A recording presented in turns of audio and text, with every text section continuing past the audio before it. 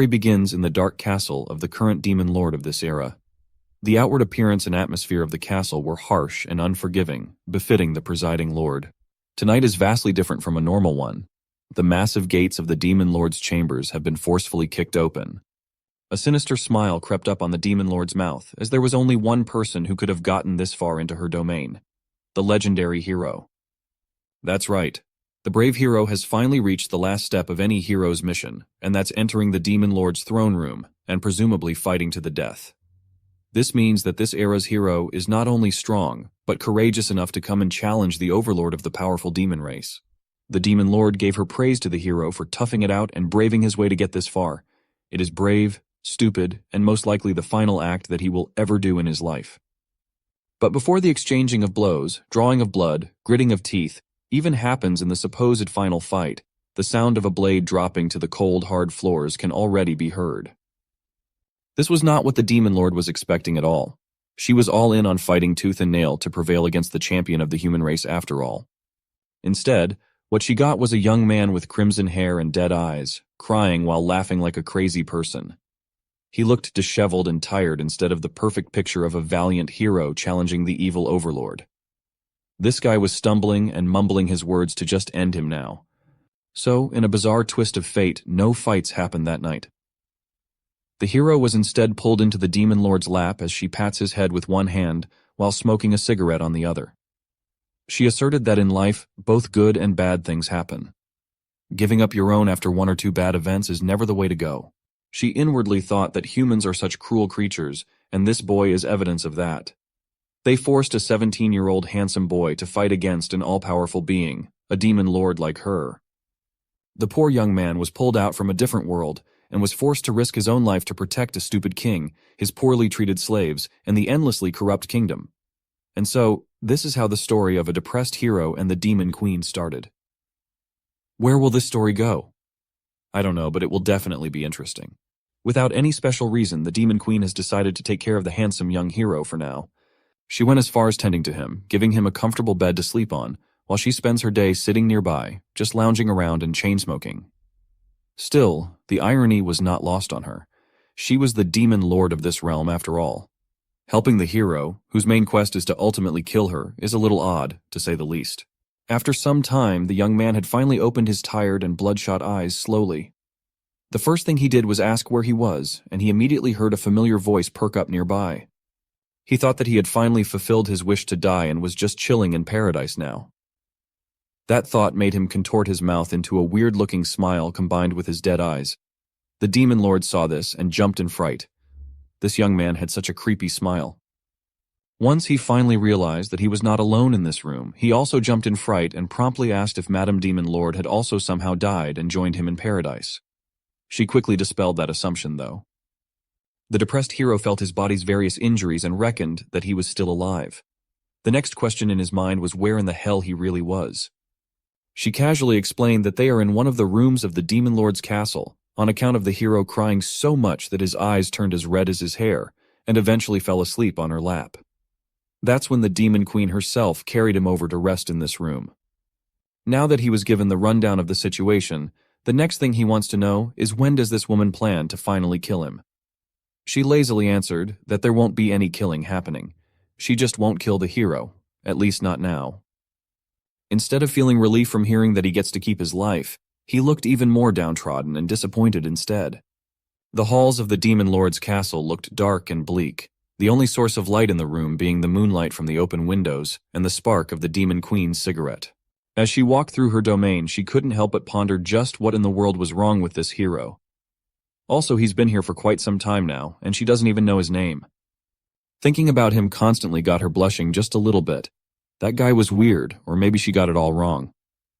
And she was the one being weird in this scenario. She was running errands all around the castle when she was halted by the sight of a bright light coming from the front. On the massive balcony on one side of the castle stood the young man that she rescued. He was just standing there, unmoving like a statue under the bright light of the shining stars in the night sky. It made the Demon Queen pause. She walked closer and asked the hero if he was enjoying the stars tonight. The young man barely paid any attention to her, let alone her casual question. He just gave a nonchalant hi. Then the young man stated that when he looks at the stars, he remembers one of his good friends. To that personal bit of information, the Demon Queen did not know how to respond. She might not know what words to say, but the beauty of the night sky reflected upon her eye and beautiful face were plenty enough as a response. The Demon Queen thought that this might just be the right time to ask the hero his name. The brief look of life in his eyes was gone once again after hearing that question. He had almost forgotten his original name. Everyone in this world just calls him a hero. Sometimes people call him Hey or Kill the Monster or Little Shit or Untalented Dumbass Monster and many more. Demon Queen reeled him back a little and clarified that she wanted to know what his parents named him. That clears things up nicely. The hero's name is Itami. While still looking up at the stars, not letting her eyes let go for a second, the Demon Queen wanted to present Itami with an offer. Hearing those words come out of her mouth in such a sultry voice made the depressed hero blush. His tears were starting to well up again for some reason. She noticed this and was confused once again. It seems like this guy really likes crying every time they interact with each other. Itami started trying his hardest to wipe the tears away, but they just kept on flowing out. It's just that in this cruel world, he was called by his original name only 2 times. He was just glad to hear it again after a long time. She did not think that it was that big of a deal. She did not think that the human world had been even harsher on this young man than she initially thought. Demon Queen wanted to continue what she wanted to say when she was about to call him hero. She made the conscious decision to stop herself midway through. She wanted to call him by his real name, not by the name and title that the kingdom has forcefully thrust upon him, Itami. The sympathetic Demon Queen took a quick step back, turning to Itami with a wide smile that flashed her adorably terrifying monster fang. With her arms stretched wide along with that beautiful smile on that blushing face, her demonic wings did not look so grim at all. She announced that starting today, Itami is free to live in her castle and serve the role of being her personal bodyguard. She promised that everyone would be calling him by his real name from now on. The sight of this supposedly ruthless demon overlord looked more like an angel sent from above in Itami's perspective. Every time she says his name, his broken heart repairs itself bit by bit. And when she finally said that he would be happy here, the tears that were born from grief and debilitating sadness were replaced with tears of comfort and hope. For the second time in his life, Itami's wounded heart and soul began to heal ever so slightly. The emotion-filled night has passed, and the sun has risen on the Demon Lord's castle. Itami and the Queen were walking the halls together. It's a good thing that the demons in here don't know how the hero actually looks like. This way, Itami can freely roam the castle under the guise of a new human ally. That last bit of information came quite as a surprise.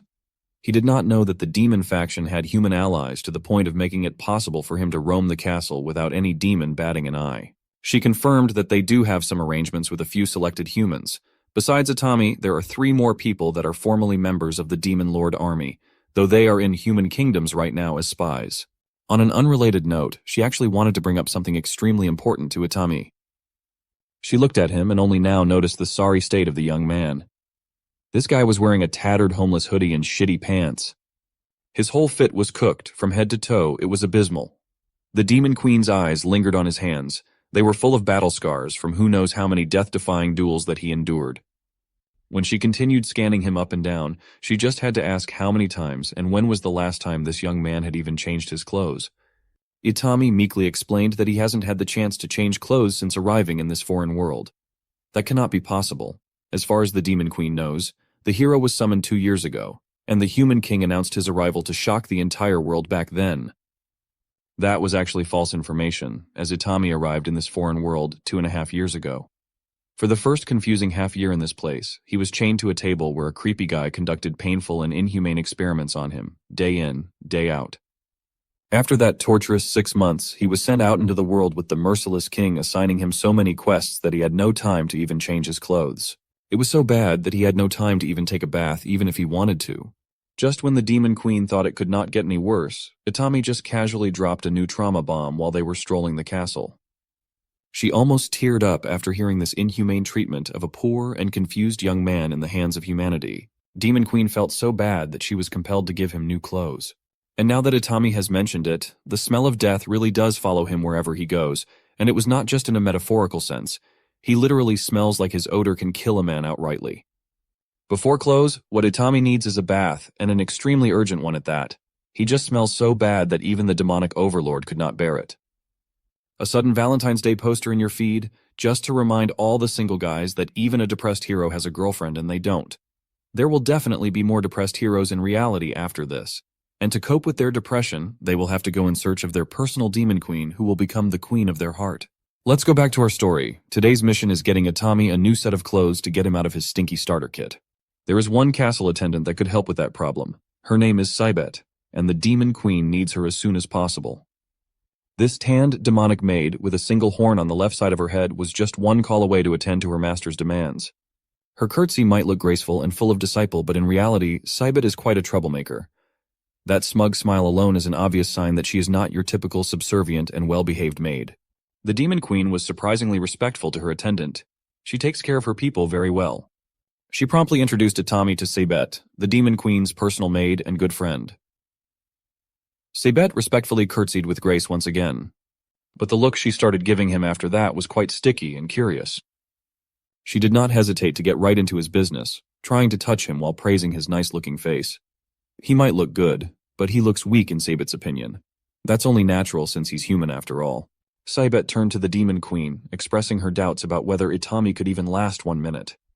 The demon queen and the former hero had no clue about what this 1-minute thing she was talking about. The maid gladly elaborated that there is only one thing that a 500-year-old demon queen needs, and she explained in the most family-friendly way possible through hands. It's about time for their queen to do the deed after all. If she was not being straightforward enough, Saibet just outrightly blurted out that the queen should finally lose her virginity, or be one forever. And if the demon queen does not hurry, Saibet might just go ahead and steal this new boy from her master outrightly, jump his bones and all that, as they say. The demon queen had to hurry up and grab Itami to cover his ears while she instantly gave Saibet a salary cut for being so inappropriate. That stunt earned her minus 1,000 gold coins. Based on her grim reaction, it seems like this was quite a regular occurrence for the unruly succubus maid. And something tells me that it is more or less for the same reason every time. She was reminded of the anecdote that a boss who cuts your salary to minus 1,000 is like a dragon who sheds its scales. It reveals its true form. It's time to go back to the original business of why they even called Saibet in the first place. New clothes for Itami.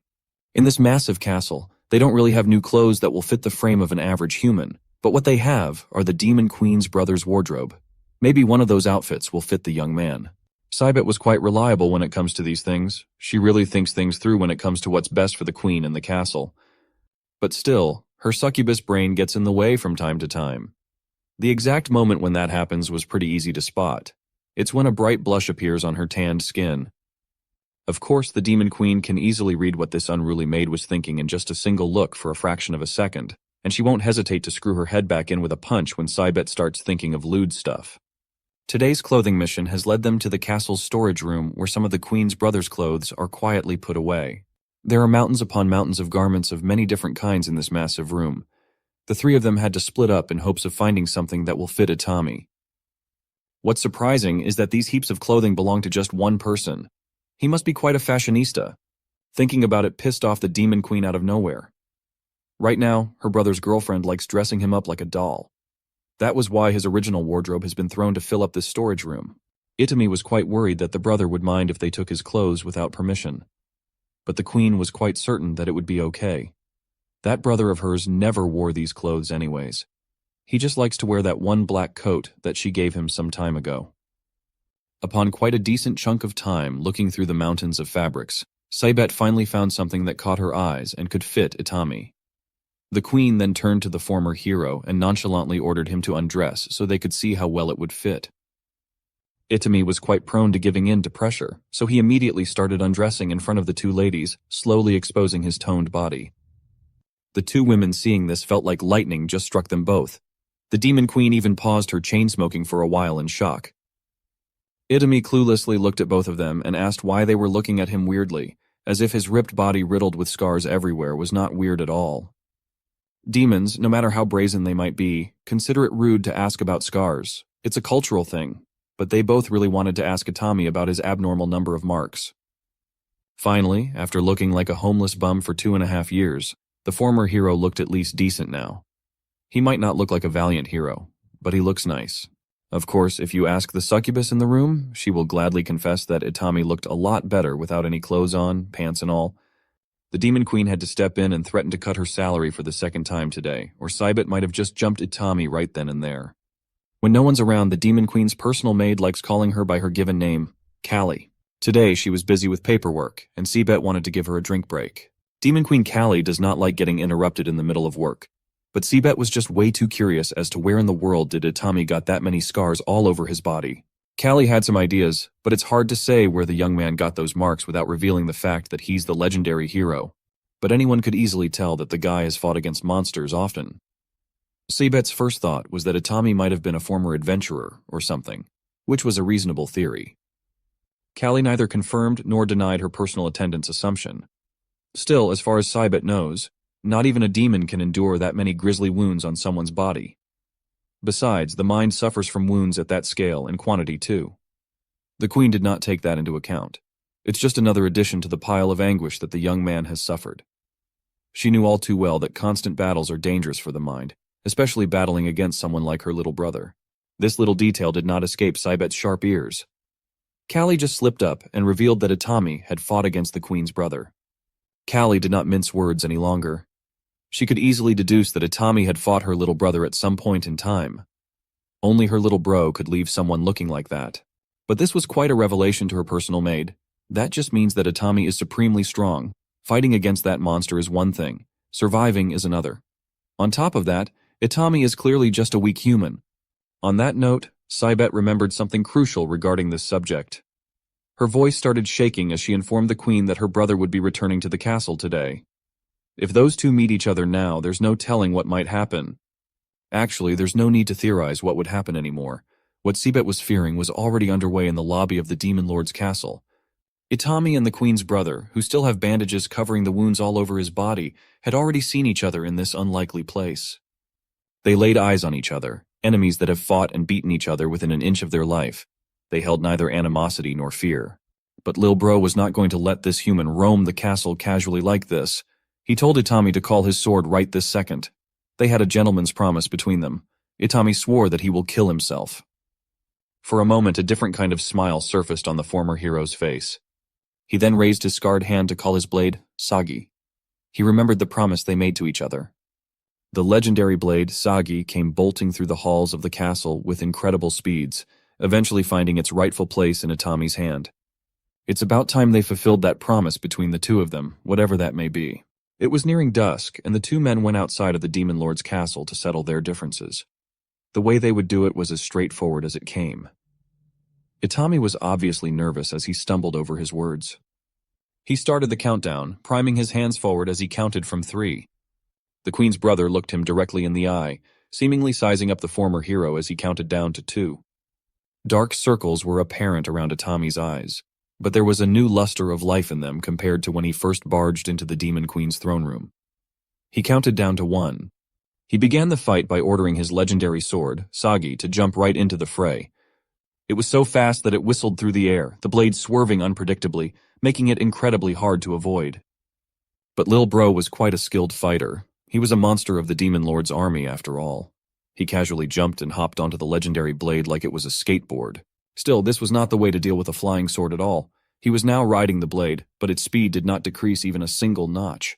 Itami was awestruck by how bizarre Lil Bro responded to his fast-paced attack as he called Sagi back to his hand. Both fighters were quite absent-minded in this fight. They did not make the moves they would have otherwise made to neutralize the opponent. They even made the amateur mistake of accidentally bumping against each other once Sagi was beckoned back. Now they both lay on the ground. There weren't any significant injuries this time around. All Lil Bro and Itami could say was, "Holy shit." Sagi was also strewn on the dirt between them. There was a knowing silence between the two fighters for a moment. Then Lil Bro started smirking as if he were stifling an incoming laugh, until he could not hold it back anymore. He started laughing as if he had never experienced anything funnier than this stunt in his life. He knew that this young man with crimson hair did not even try to dodge the incoming collision between them when he was perfectly capable of doing so. Lil Bro was holding his stomach, dying laughing at the thought of such a sloppy second-round fight when their first one was anything but. He continued to laugh while Itami's mind reeled about what he had just done. He really didn't dodge, in fact, he didn't even try. A second later, the two fighters were both dying laughing at the ridiculousness of everything between them. They didn't even know what was funny. but it was something that only the two of them shared. When the laughter slowly subsided, Lil Bro tapped the former hero on the shoulder and called his attention. They looked each other in the eyes, and it seemed like there was this special bond of brothers that survived a terrifying ordeal between them. It was like they knew each other on a profoundly deep level. Lil Bro finally spoke honestly and told the former hero that he was glad that Itami was alive. It had been a few days since the young man had cried, but here he was again. Hearing those words from a supposed enemy made tears born from a special connection cascade down his eyes. These past few days or months or however long it had been, it seemed like he had no control over his tear ducts and emotions at all. But today was different. He was in control, and he chose to let it all go. It was just like that night on the balcony with Demon Queen Callie. Lil Bro called him out for crying like a little girl, but he got it. Meanwhile, two pairs of very suspicious eyes were clearly trying to peep from behind the foliage. Seabet was extremely confused.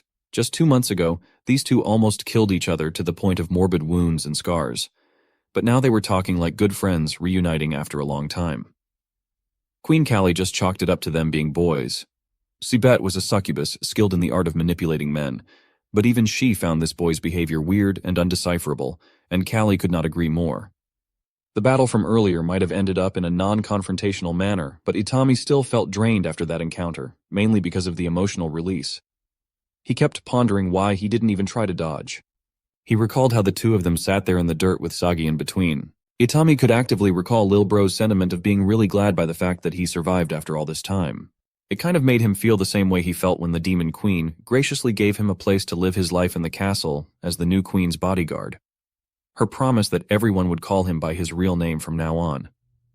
In this room, he had only Sagi to talk to. He thought that he didn't deserve this light feeling that he was experiencing right this second. That might be the case, but he wanted to try. He wanted to at least try to live again among these demons that treated him so much better than the kingdom of humanity. If he really wanted to go this route, the next thing he needed to figure out was how to even start. At this juncture, he sat up as he was reminded of what his mother once said to him back in the day. A live person is a happy person. It was a pretty simple thought, but it could not be any more difficult to figure out for someone like Itami and his mountains of trauma and baggage. He knew that he was alive, so that was pretty much solved, but the trickier part to fathom was how in the world he could be happy despite everything he experienced. At that moment, the legendary blade Sagi seemingly heard his dilemma and decided to respond in kind. It started emanating light from the gem on its hilt. Itami looked directly into the light, shocked at this surprising development. He was shown a vivid image of a little girl feeding a rabbit beast with a toothy grin, even though she was missing a tooth. The girl called him Brother Hero and asserted that happiness comes from giving and not receiving. Just look at her smile and how big it is, despite not having perfect teeth. She doesn't care at all because she's just so happy to have fed this rabbit, to help a helpless being. Itami felt his head cleared up of any clouds. The answer was right there all along. Sagi just needed to guide and push him to it a little bit. The first step he wanted to do was to get out there into the world and do good for both his and others' sake. Itami just seemed a little too eager to even use the stairs, so he just jumped from the balcony out of his room. Hero diving into the ground and asking one of the maids if she needs any help for anything. The maid was just doing her chores, singing without a care in the world, so she was shocked to hear and see the queen's bodyguard appearing out of nowhere. Seibet was just doing her usual rounds around the castle, and she saw this exact scene. Out in the courtyard, Itami was actually interacting with other people instead of gloomily isolating himself inside his room like usual. It was certainly a bizarre and new sight. She quietly watched from a distance as the young man bashfully helps the maid with her chores. The green-haired maid was very into it. She was practically swooning as fireworks exploded in her heart and head. While Seabet was watching from afar, the first thing she thought about was Demon Queen Callie, and how her boy almost got stolen right under her nose. As if the exchanging of words and intimate glances were not enough, the two had already graduated to gradual physical touch in no time. Another day, another new shenanigan in the peaceful Demon Lord's castle. Demon Queen Callie didn't even know what she was looking at in this situation. She just asked her personal maid, Seabet, if this thing was really necessary. With a grim expression on her face, the succubus resolutely answered that this was a matter that needed to be addressed as soon as possible. She even went as far as essentially abducting poor Itami, securely tying him to a chair and gagging him with tape. This whole stunt looked utterly ridiculous to the queen. Seabet just wanted her boss to wake up to the fact that her boy almost got stolen by another girl, another maid in the castle. Callie didn't even know what this succubus was talking about. nor did she care too much. The maid felt sorry for her master. Sure, she was the great demon queen adored by her people and feared by the enemy, but she was such a foolish woman. To this, Callie threatened to cut the maid's salary in half, but this type of intimidation tactic would not work anymore. It had gotten to the point that she could not cut what didn't exist anymore.